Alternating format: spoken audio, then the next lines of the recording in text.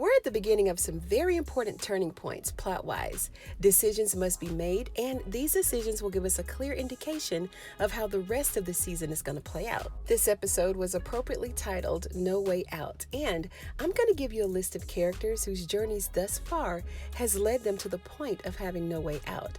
I'm also going to tell you what I liked, what I didn't like, and how this particular episode helped to move the season along, or not. Now, in this opening scene, we have Cadillac and his nurse. Now we see where Madam gets her ruthlessness from. At the end of the last episode, the nurse wanted to take her own little personal ride on the Cadillac, okay? And she heard him speak for the very first time, and it's as if she saw a ghost or something. She was shocked and she was surprised, very apologetic, because she took advantage of him. He questioned her and he wanted to know what she was doing and why she was doing it, but she didn't have any explanation, none whatsoever. So he slapped her. He slapped her really hard, and then he made her perform on him again. This was wrong on so many different levels on both of their parts. I actually thought that he was going to be the complete opposite, a little bit more humble, appreciative, even though she was dead wrong. But, he was the complete opposite, and he told her he was a pimp. And instead of turning her into the facility or even calling the police, he decided to use her to his and Madam's advantage. He told Madam that he was going to use her as a decoy and that he was going to send her to Madam with some information and instructions. Now, there are a couple of things happening here for me. Initially, I thought that the freaky nurse was undercover and plotting to set him up, but it turns out that Nurse Johnson is just a freak, period. No more and no less. And moving on to Fuego, he's slipping, y'all. He keeps getting caught with his hand in the cookie jar when it comes to Detective Davis. And for the life of me, I can't understand why she can't question him on his own time, away from the club. Does he think that he's not going to be recognized? They both got shades on, nobody's going to recognize him. I don't know. But nonetheless, she needs to take him away from the club. Now, Black Ops, Joey, he made Madam aware that he's definitely been talking to Detective Davis, and Fuego's days are numbered. Now, another situation that she was made aware of was that someone was in the club spending money that had been stolen from her, and she knew that it was her stash because it was marked with BRB for Black Rock Boys, the street gang, the one that she launders money for on a regular basis right there in the club. And it looks like Joey is low-key trying to get Blue and Tommy kicked to the curb.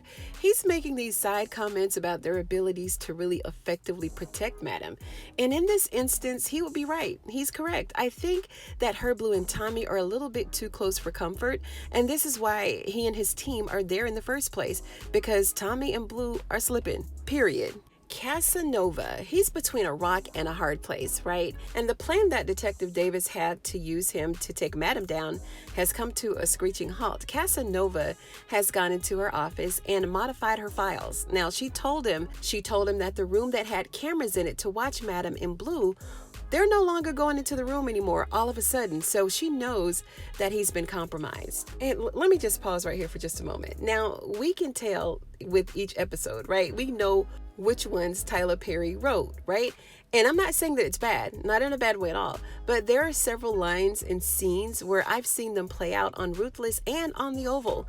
The same dialogue has been used, so if you watch The Oval or Ruthless, I'm sure that you noticed the same. Nonetheless, Casanova has been taken off the case, and they finna lock him up, y'all. Don't pass go, don't collect $200, straight to jail for tampering with evidence. And Trouble just cannot stay out of that dressing room. Can she? They done told her more than one time not to come back in that dressing room, that she's not welcome. And she feels that because she saved Midnight and Amp the other night, that she should be allowed to go in there whenever she wants.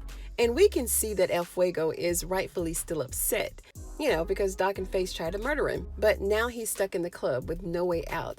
And Doc told him that if it were him who needed some help, that he'd have his back. Yeah, I got your back, bro. Even though my elbow just came from across your neck and I was about to go to jail for murder one, but I got you. You can't rest in that. That doesn't make him feel any more comfortable than what he already is.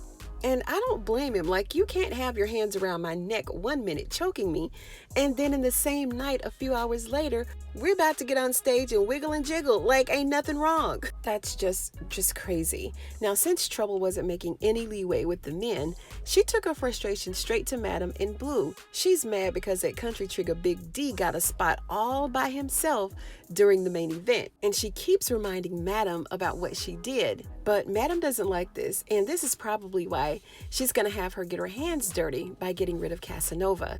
Now, Dime is getting very flirty with Big D, openly. How much of this is part of her commentary for the show versus how she really feels? I mean, she literally told him that he can get it in front of everybody. So you know he's sitting on ready, like every time he sees her, right? But not if Amp has anything to do with it. He has given him fair warning plenty of times, but he keeps pushing up on her. Now, she's telling Big D that... Listen, could his stage name be any more obvious? But he's ignoring all the warning signs and wants to kick it with her anyway. But what do y'all think? Should she watch her steps with him now that Amp has gone to the dark side? Now, Amp has straight flip mode, and I'm going to do a separate piece of commentary on him because I have a lot to say, okay?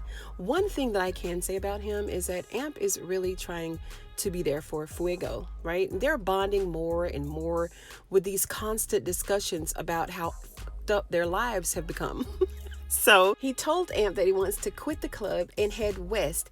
And Amp told him, look, dog, it don't matter which direction you're traveling in. My aunt will hunt you down and kill your ass, period. So you might as well stay put. And Fuego was concerned about Amp's probation officer finding out about his illegal job and the drug use and the alcohol, etc., etc. And Amp thinks that if he gets caught, then, you know, it's actually doing him a favor and it'll be a good thing. And I really like their storyline here. I mean, we see more and more male bonding, and I can appreciate their friendship because Lord knows Doc and Face done really mess Fuego's mind up. So it's refreshing to see another friendship forming, right? I just hope that it can hold up through all the Eden shenanigans. And the concierge's brother called Blue, and he warned her that he was going to help her to check out. But that didn't ruffle Blue's feather one bit, but it did for Madam.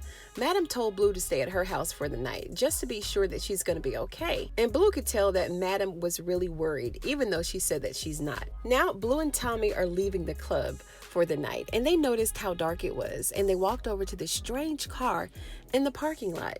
And when they looked inside, they saw that it was Concierge's brother's wife sitting there with the bomb tied around her. Then the car blew up. So when he told Blue that he didn't care anything about his wife, I guess he wasn't kidding. Now, tonight's dance performance was brought to us by Big D. One thing I can say about these dancers is that they definitely know how to entertain, right? And Big D reminds me of August Alsina for some reason. I don't know why, but he does. And even though this show is about the lives of male entertainers and all the drama, you know, that comes with it, there are so many more stories being told, and the dancing is just an added bonus. Now, I'm going to go ahead and give you a list of the characters whose decisions can steer the entire series in a new direction. That's Trouble, Casanova, Fuego, and Dime.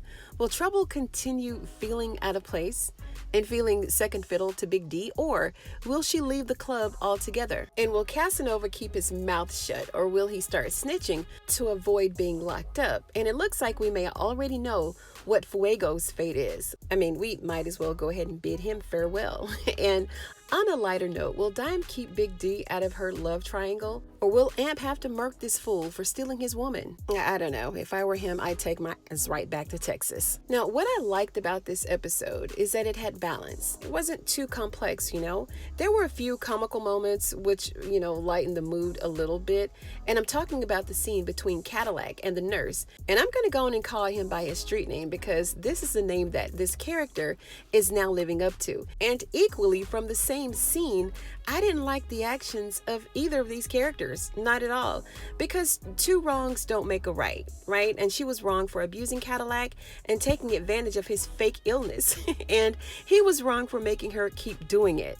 Like, they were both wrong on so many levels, but it makes for a very interesting storyline, don't you think? And one other thing that I like to point out is I'm not really liking the fact that Madam is tired all the time. Like, each show she's tired. This is the second episode where she's mentioned being tired and want to go home and lay down, which is just a tad bit out of character for her, right? Madam is typically in the know and on the scene with the Birkin and Merlot. But lately she's been a Debbie Downer for 2 episodes now, and I just don't want to see her become a drag all of a sudden. Now, this episode helped to move the story along for sure, moderately. Well, in my opinion, it did. And the pace was appropriate. It wasn't rushed, nor did it drag along. It fit right along in with the other 2 episodes that we've seen so far. So all in all, this episode was a success. And I hadn't mentioned their set design in other videos, but I will mention it here. Their set design is on point, period. I mean, it's rich, it's lavish, plush, bougie, just like I like it. The sound quality is superb. The audio is always coming through crystal clear with no echoes and weird background noises. So kudos on that. So tell me what you guys think about this episode, and if you like this video, give it a thumbs up. You know I'd appreciate it. And if you're a fan of Christian Key's All the Queen's Men, go ahead and sub to the channel for more videos just like this one. Thank you so much for taking time to watch today's video, you guys. I'm Ruthless TV, and I'll see you on the next one.